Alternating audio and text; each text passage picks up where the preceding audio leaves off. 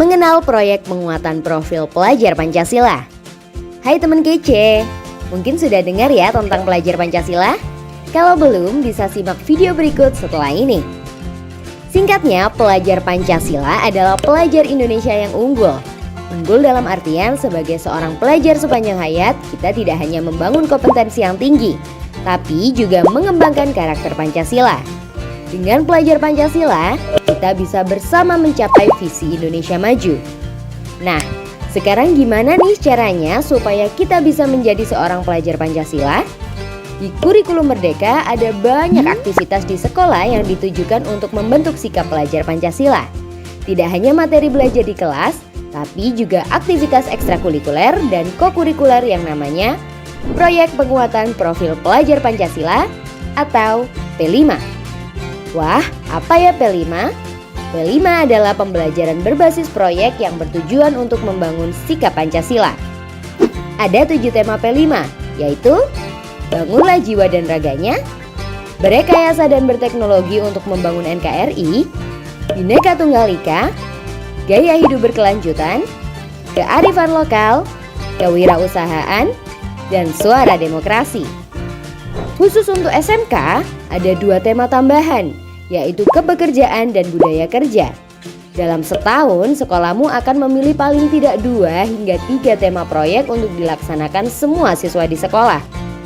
Nah, sekarang apa yang perlu kamu lakukan ketika sedang menjalankan P5? Pertama, kamu kenali dulu nih permasalahan nyata di sekitarmu yang berkaitan dengan tema yang sudah ditentukan. Tema kita yaitu gaya hidup berkelanjutan. Judulnya, asiknya berkebun dengan botol bekas.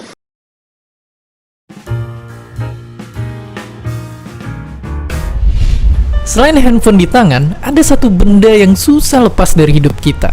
Tiap hari dipakai buat bungkus gorengan, sedotan minuman, atau jadi bagian benda-benda lainnya di sekitar kita. Dialah plastik. Benda ringan yang karena kuat dan praktisnya bikin disukain sama banyak orang.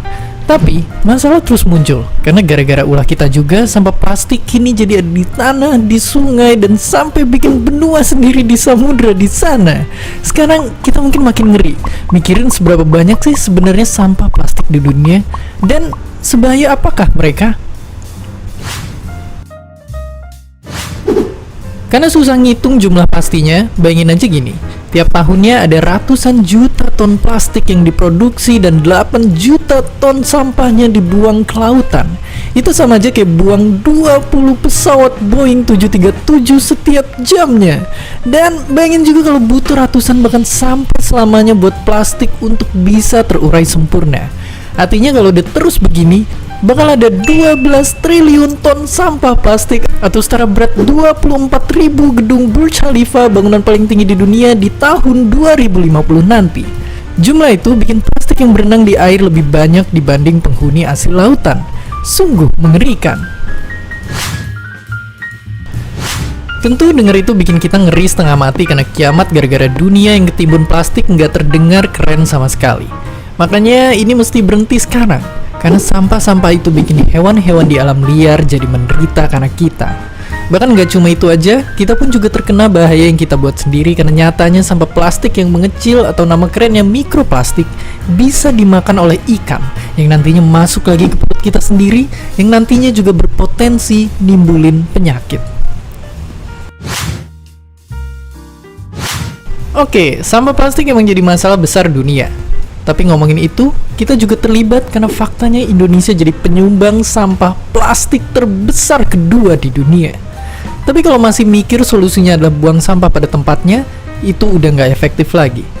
Sekarang kita harus mulai ngurangin pakai plastik atau milih pakai plastik yang bisa digunain berulang kali. Buat makan atau minum, bawa tempat makan dan botol minum yang bisa dipakai ulang. Kalau beli barang belanjaan di luar, selalu bawa kantong belanja sendiri yang dari bahan yang bisa dipakai berkali-kali kayak katun atau kanvas. Atau kalau lagi kepengen banget pakai kantong plastiknya jangan langsung dibuang, karena siapa tahu bisa dipakai lagi.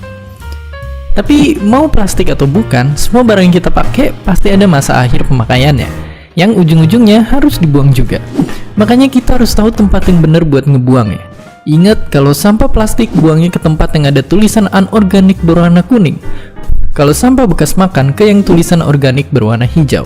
dan bahan beracun kayak baterai, bohlam, tinta komputer dan sebagainya ke tempat sampah B3 yang warnanya merah. Lagi pula, selain buang ke tempat sampah biasa, sekarang kita harus mulai memilah sampah kita sendiri dan ngumpulin itu ke bank sampah terdekat. Karena nyatanya sekarang sampah bisa jadi emas. Caranya gampang, tinggal bawa sampah kalian yang udah dipilah ke bank sampah terdekat, kasih ke petugasnya, terus ditimbang dan dihitung, dan jadilah. Bahkan 2 kilo sampah aja udah bisa jadi logam mulia. Oke, sekarang kita tinggal milih, sampah kita mau terus numpuk sampai jadi gunung atau jadi gunungan emas. Padahal sampah yang berserakan bisa kita mulai ambilin dan gak cuma bikin lingkungan bersih, tapi juga bisa dibuat investasi. Jadi mulai kumpulin sampah di sekitar kita, terus tabung biar beneran jadi emas. Dan seperti biasa, terima kasih. Kita beralih ke informasi lainnya. Tumpukan sampah di kota Bandung, Jawa Barat masih ada hingga saat ini. Tumpukan sampah ini menyebabkan bau tidak sedap dan mengganggu warga.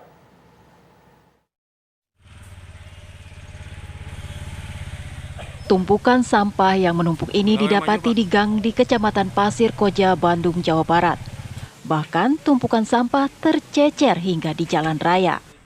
Kondisi ini mengganggu warga karena menimbulkan bau yang tak sedap.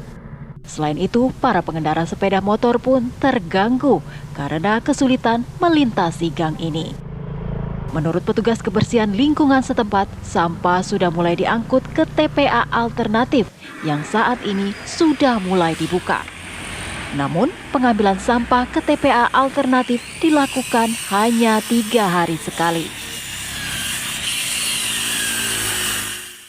3 hari sekali. 3 hari sekali. Emang biasanya kalau misalkan dalam kondisi normal berapa hari sekali? Sehari 2 kali. Sehari 2 kali.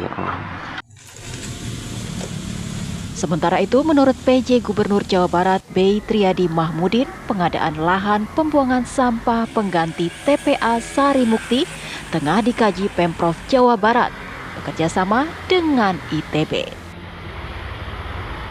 Ya, saya sudah ada beberapa, aku sudah punya kepercayaan dan juga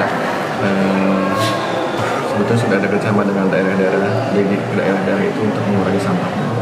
Jadi kita harus, ya sampah ini kan tidak bisa hanya provinsi, harus dengan kota, kabupaten. Untuk penyediaan lahan darurat gimana kira-kira? Darurat sedang membentuk asesmen ITB. Jadi kalau dalam 2 hari ini sudah ada asesmen dari ITB, sudah disetujui akan dibuka lahan baru. Hingga saat ini tanggap darurat TPA Sari Mukti masih terus dilakukan. Dari Bandung, Jawa Barat, Cepi Kurnia, TV One mengabarkan.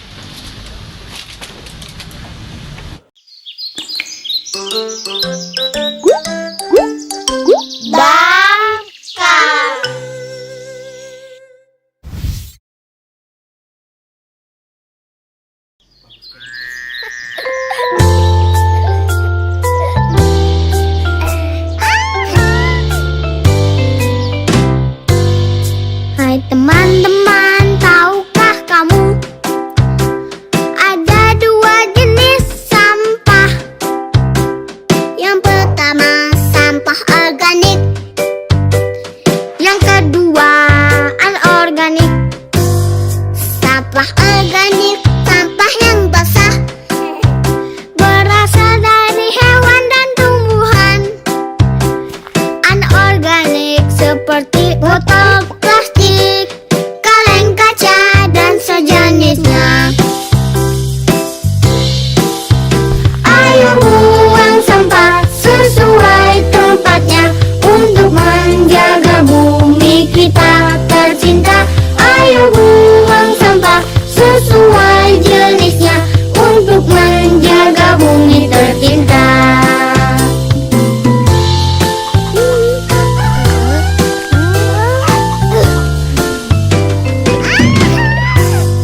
Sampah organik dijadikan pupuk untuk menyuburkan tanaman.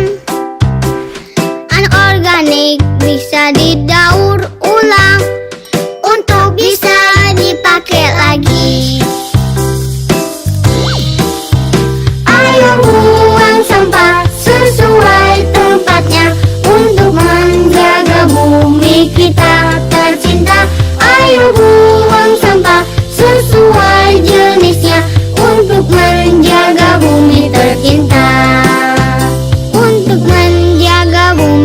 cinta.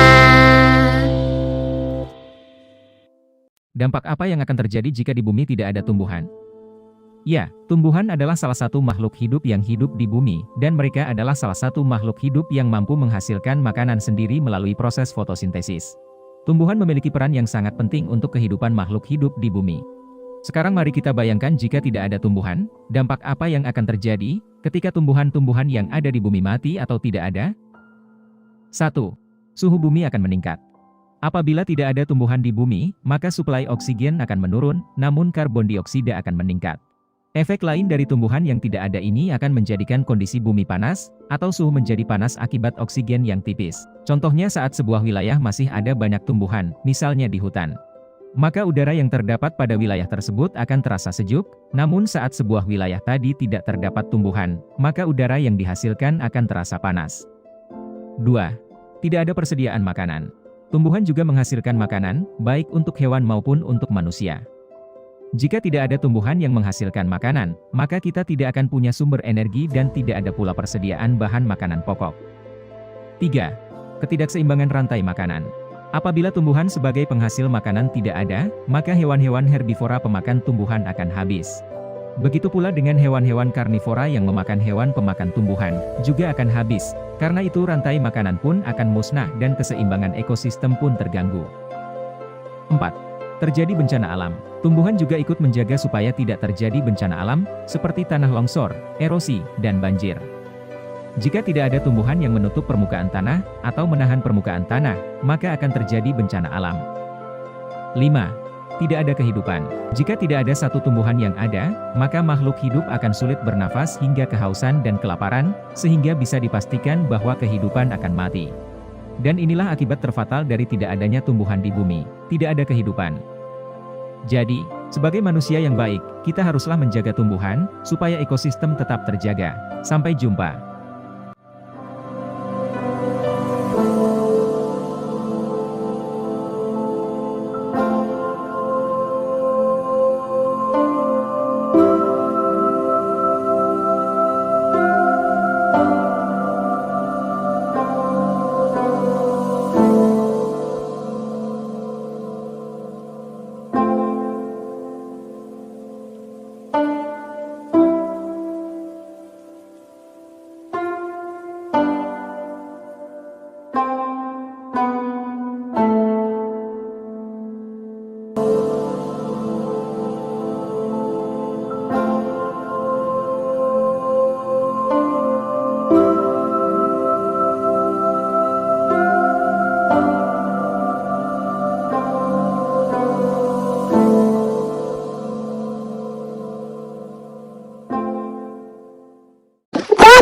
Teman-teman, jangan membuang sampah sembarangan ya.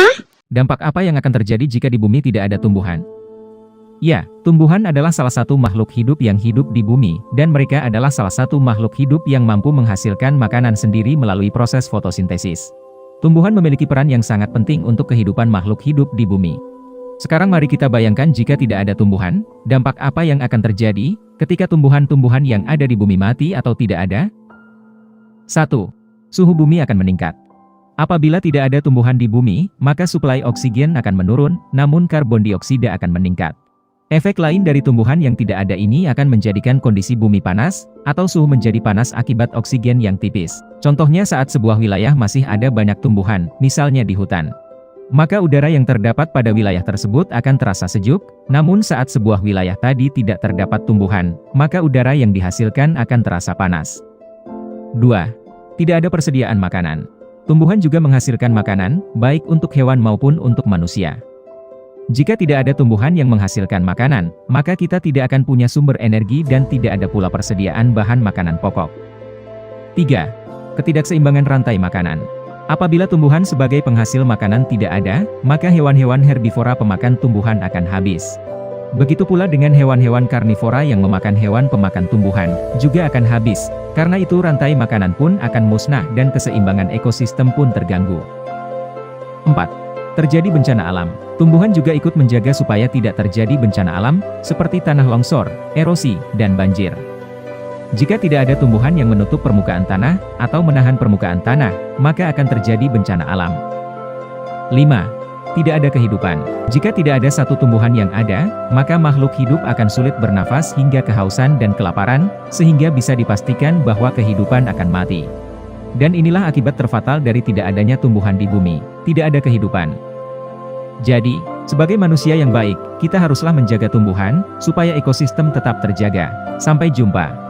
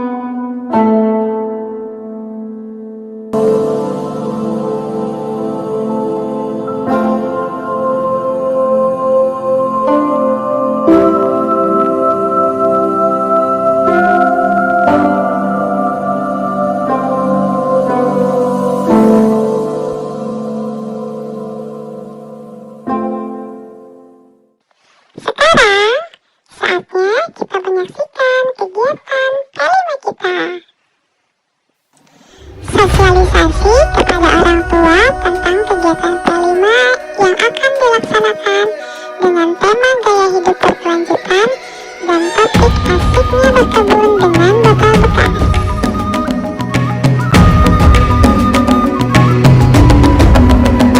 Bangun dan bukalah matamu, saatnya meraih mimpimu.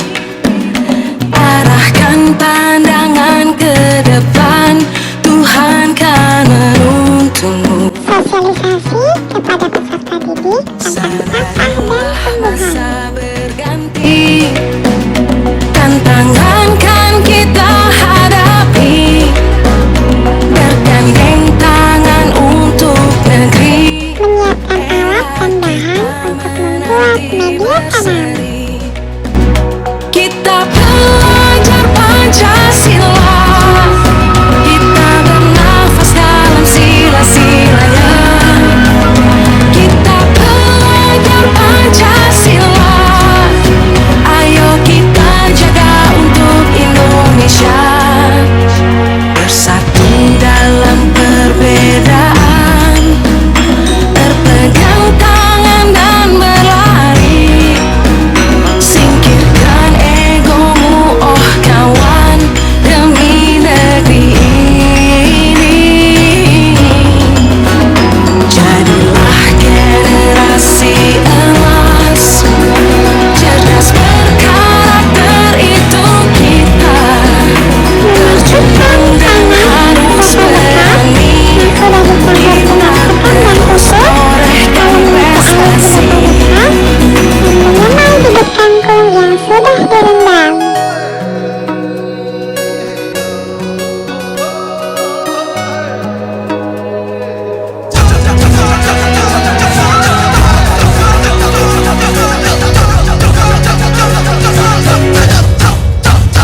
Kita belajar Pancasila, kita bernafas dalam sila-silanya, kita belajar Pancasila, ayo kita jaga untuk Indonesia, kita belajar Pancasila, kita bernafas dalam sila-silanya, kita belajar Pancasila, ayo kita jaga untuk Indonesia.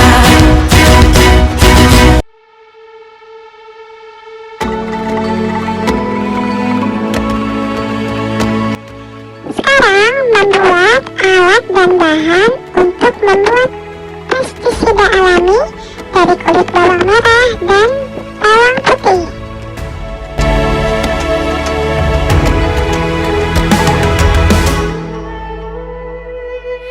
Ayo memilih apa yang kau suka, merdeka Kunjungan ke tempat pembuatan pupuk kompos di Pindad. mimpimu juga. kita cita-cita generasi emas Indonesia. Profil pelajar Pancasila tanamkan di dalam dada. Profil pelajar Pancasila cerdas berkarakter itu kita. Bersinar, bintang pun Beriman dan bertakwa pada Tuhan yang Maha Esa. Berakhlak mulia, berkebinekaan global kita. Gotong royong, berjiwa mandiri, berpikir kreatif dan bernalar kritis.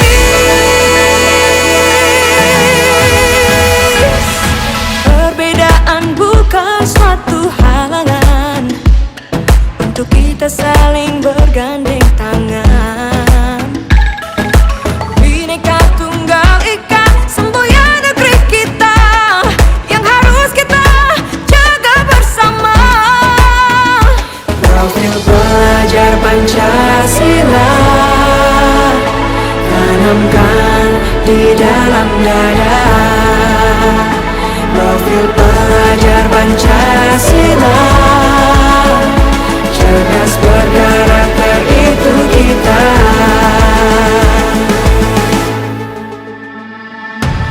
Beriman dan bertakwa pada Tuhan yang Maha Esa.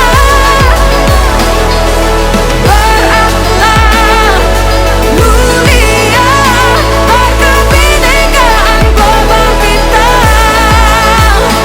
Gotong royong, berjiwa mandiri, berpikir kreatif dan bernalar kritis.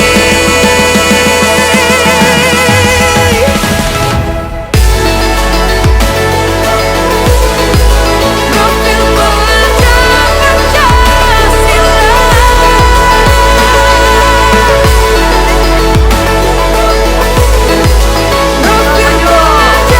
Pancasila.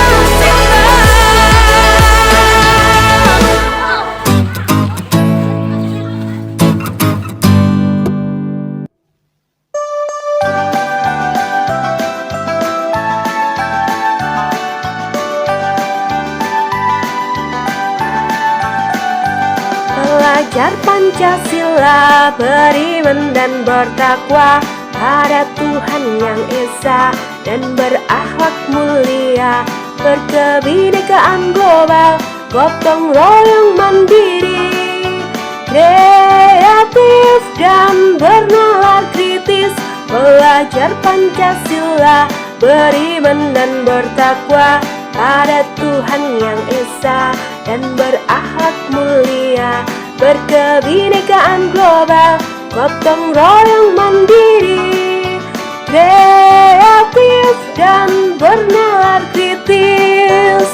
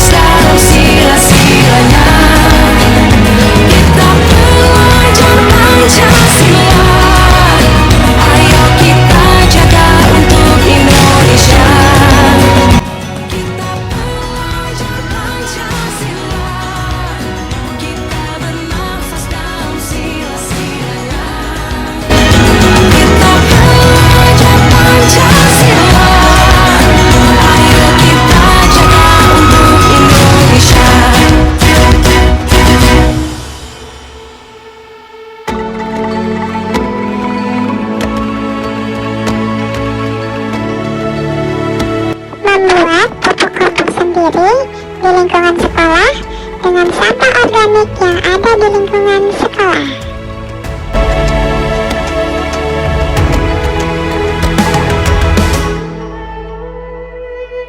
Ayo memilih apa yang kau suka, merdeka belajar wujud yang nyata.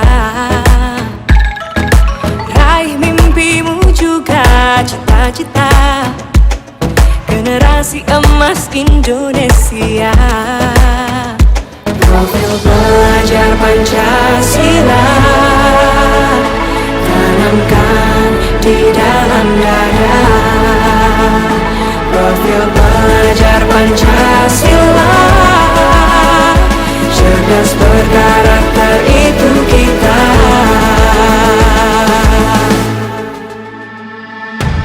Beriman dan bertakwa pada Tuhan yang Maha Esa. Berakhlak mulia, berkebinekaan global kita. Memberikan pestisida alami ke media tanam. Berpikir kreatif dan bernalar kritis.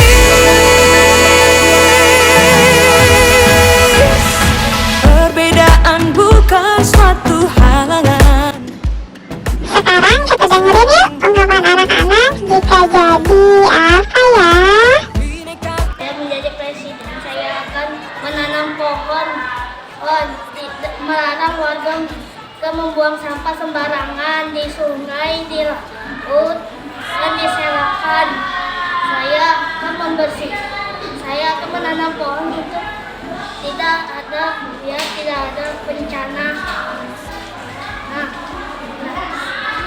Saya akan melarang warga untuk memanfaatkan barang daun bekas.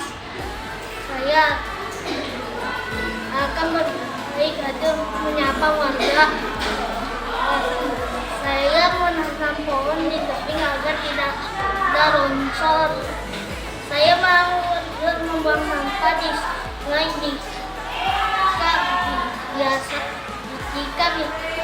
jika bisa menyebabkan banjir. Oke, stop. Jika saya menjadi presiden, saya akan melarang warga membuang sampah di sungai dan membantu masyarakat yang kesusahan, dan membagikan sembako kepada orang-orang yang membutuhkan. Jika saya menjadi presiden, saya akan menanam banyak pohon, membuat taman yang banyak, dan memberikan bansos kepada masyarakat yang kurang mampu.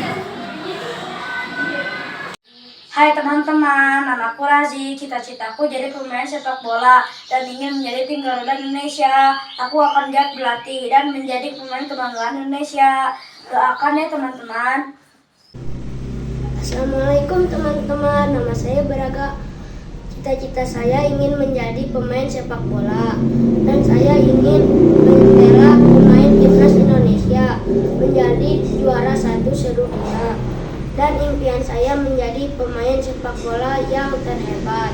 Doakan saya teman-teman supaya impian saya dan cita-cita saya tercapai. Terima kasih teman-teman. Dadah. Assalamualaikum teman-teman, apa kabar? Nama saya Rabiul Hamidah. Cita-citaku ingin menjadi polwan. Mengapa dan impian itu cita-cita yang mulia, berguna di dalam membantu menegakkan situasi di jalan raya untuk masyarakat umum supaya lebih tertib agar lalu lintas. Semoga cita-citaku terkabul ya, amin. Hai teman-teman, apa kabar? Jika aku jadi guru, menjadi seorang guru adalah pekerjaan yang sangat mulia. Guru adalah orang tua kedua selain ibu dan bapak. Sebab itulah aku ingin jadi guru. Jika aku menjadi guru, aku akan mengajar dengan ikhlas dan aku ingin mengajarkan apa yang telah diajarkan karena guru itu mulia. Doakan ya teman-teman. Hai teman-teman, apa kabar? Jika aku jadi presiden, saya ingin menstabilkan perekonomian Indonesia dan mensejahterakan rakyat kita, serta meningkatkan kesejahteraan di lingkungan pendidikan. Doakan aku ya. Dadah.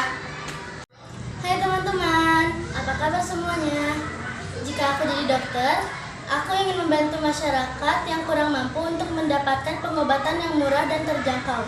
Dan yang kedua, ingin menyehatkan warga masyarakat Indonesia. Doakan aku ya teman-teman. Dadah. Sepatah dua patah dari komite kelas. Assalamualaikum warahmatullahi wabarakatuh. Kami Korlas dari 5A beserta jajarannya sangat-sangat mendukung dengan program P5.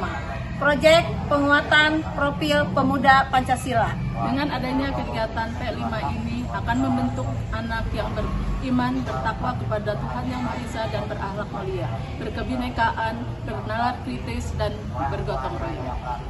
Program P5 ini sangat bermanfaat bagi orang tua, khususnya bagi anak-anak siswa sekolah ini. Semoga program ini terus berlanjut sampai tahun-tahun berikutnya. Wassalamualaikum warahmatullahi wabarakatuh. Assalamualaikum warahmatullahi wabarakatuh.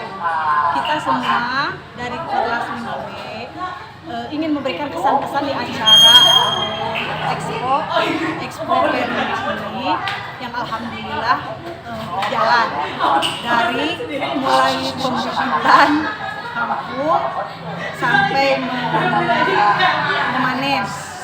Kita sangat mendukung sekali adanya program P5 Profil Pelajar Pancasila yang salah satunya diantaranya ada program pembibitan tenaga kampung. Juga di dalamnya ada berwira swasta dan berwira swasta, berdagang, gitu ya. Jadi semuanya berjalan berbaur antara siswa, Korlas dan guru-guru, semuanya berjalan kompak. Dan itu merupakan suatu kebanggaan dari kita. Alhamdulillah program itu bisa berjalan lancar seperti tidak sekarang ini. Saya mengucapkan banyak terima kasih kepada guru-guru, Kepsek dan semua jajarannya yang telah mendukung semua program pembelajaran P5 ini sehingga berjalan lancar. Alhamdulillah. Wassalamualaikum warahmatullahi wabarakatuh. Assalamualaikum warahmatullahi wabarakatuh. Kami komite kelas 5C. Perkenalkan, saya Mama Putri dan saya Mama Mezalina. Dengan adanya program P5 ini, kami sebagai orang tua sangat mendukung karena terciptanya kedekatan antara orang tua dan siswa. Dan anak-anak menjadi lebih kreatif dan mandiri. Dan anak-anak juga semakin berkembang dan semakin maju dari hari ke harinya. Mudah-mudahan program P5 ini dapat berjalan terus dan menjadi lebih baik lagi. Wassalamualaikum warahmatullahi wabarakatuh.